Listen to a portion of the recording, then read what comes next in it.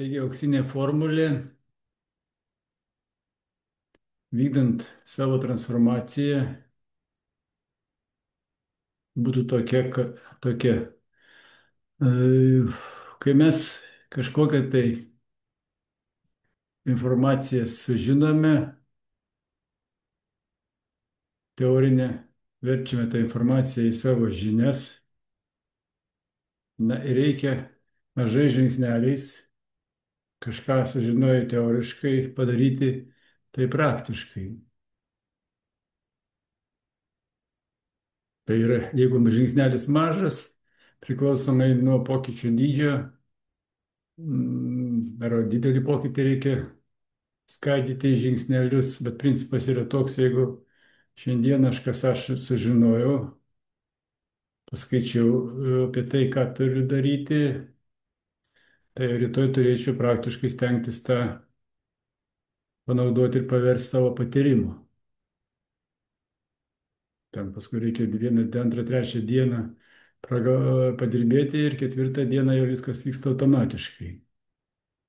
Bet jeigu mes teoriškai renkame žinias vieną, antrą, trečią dieną, kad tai kuo toliau nuo pirmosios tos žinios, kaip sakyti, tuo daugiau mūsų informacija klojasi viena ant kitos ir mes ten paskui pamirštame. Na ir mūsų įgaunamas informacijos kaupikais. Dėl to reikia pasistengti, kuo greičiau gautą informaciją paversti patyrimu. Nes, skaitykime taip, dienos tarpas nuo žinių iki veiksmo ir patyrimo turėtų būti nedidesnis kaip viena, dvi dienos. Jeigu daugiau kaip dvi dienos, tai skaitykime, mes jau palaidojam dalį žinių ir informacijos. Taip yra su tam tikrais įgūdžiais, kada jau jie formuojasi, mes 3 dienas būna sunku, ketvirtą dieną vyksta automatiškai, šeštas, penktą, šeštą, septintą, tai jau galim sakyti, kad galima ir daryti, pamiršti nereikia, bet jau reikia taip ir gyventi, kad paskui taptų jau įgūdžių. Jeigu ten padarėt tarpą, sutrukdė kažkas, grąžino į seną versiją, reikia stengtis kuo greičiau išsikapstyti ir grįžti ten, kur ką padarėte per tą laikotarpį. Nes paskui pasimiršta, žmogus paklysta savo paieškoje, nežinome, kiek daug dalykų mes taip ir paliekam neįgyvendinę. Tai tokį principą, tokią taisyklę reikia žinoti. Nepalikti didžiulio tarpo, jeigu kažką tai sužinojate ir norite pritaikyti savo gyvenime. Bandykit pritaikyti, nors po truputį, kuo greičiau, kad ir mažą žingsnelį. Kas gaunasi tokiu būdu, atliktas mūsų veiksmas užsirašo į mūsų, kaip sakysim, kraujo formulę, į kūno chemiją ir po truputėlį tą kūno formulę mes keičiame savo naujais veiksmais. Arba gali būti, jeigu norim kažką pasveikti, išgydyti, pavyzdžiui, ranką, tai mes kada pradedam dirbti su savo sveikata, mes grąžiname savo kūno formulę į tą sveiką būseną, kada mes dar nebuvome susirgę. Tai kada žmogus medituoja, kad reikia ranka pasveiktų, po truputėlį per visą tam tikrą laiko tarpą, meditacijos metu kraujo formulė po truputį artėja prie tos formulės, kuri buvo, kai mūsų ranka buvo sveika ir jauna.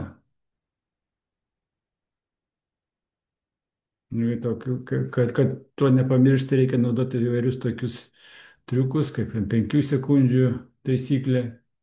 Nori kažką pradėti staigiai, praėjami, sakai 5, 4, 3, 2, 1, kaip ir startas ir sėdi. Arba keliesi ryte, arba sėdi daryti.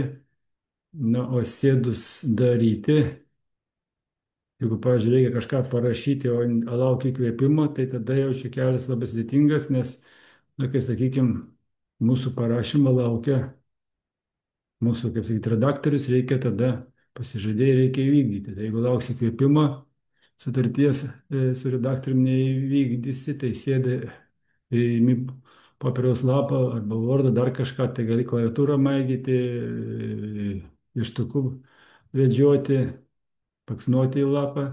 Tokiu būdu pasireiškia mechaninis variklis. Mes mechaniškai paleidom tą protį, mentalinį procesą, o paskui iš karto matom, kad nereikėjo ten valandą, dvi, trys ar dieną arba dvi laukti įkvėpimo, nes paskui labai sunku sugrįžti prie darbų.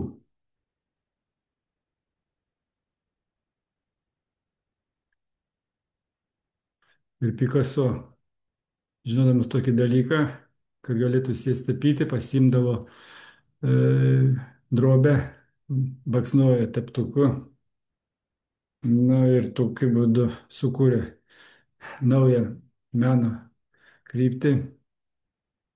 Ir tie bandymai mechaniškai sužadinti kūrybos procesą, baksnuojant teptuku į drobę, dabar tapo šedevrais, žmonės moka didžiausius pinigus, nors ten kūrybos nebuvo ypatingos, o buvo tik tai bandymas suražinti save į kūrybinį procesą. Kartais tokie bandymai, kada paskui jau tapus įžymiu, gali būti traktuojami kaip meno šedevrai. Viskam savo laikas ir savo pripažinimas. Juodraščiai kartais tampa mislėm, kaip jie gimė,